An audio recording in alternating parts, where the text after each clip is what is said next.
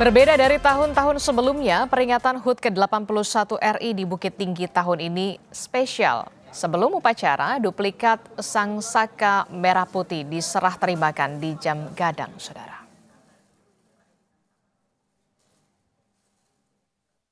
Berbeda dari tahun-tahun sebelumnya, saat duplikat Sang Saka Merah Putih diserahkan di rumah dinas wali kota pada peringatan 81 tahun kemerdekaan Republik Indonesia, Pemkot Bukit Tinggi menjadikan Jam Gadang sebagai titik penyerahan duplikat Sang Saka Merah Putih dan duplikat teks proklamasi kepada Paskibraka. Duplikat teks proklamasi bersama duplikat Sang Saka Merah Putih kemudian diarak keliling kota. Sebelum dibawa menuju lapangan Wira Braja Bukit Tinggi, tempat di mana upacara dilaksanakan.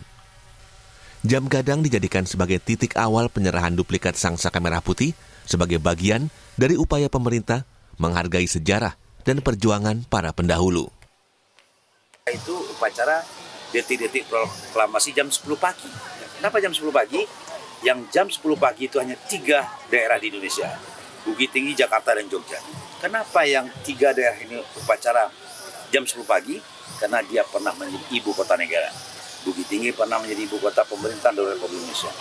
Jogja dan Jakarta. Jadi dengan satu abad Jam Gadang, 100 tahun Jam Gadang itu dengan kitab jalan bendera inilah dengan 1926 2026 inilah bentuk salah satu kita menghargai daripada jasa-jasa yang telah banyak berbuat baik di bidang pembangunan, di bidang keagamaan, pendidikan yang lain, banyak tempat sejarah di ini.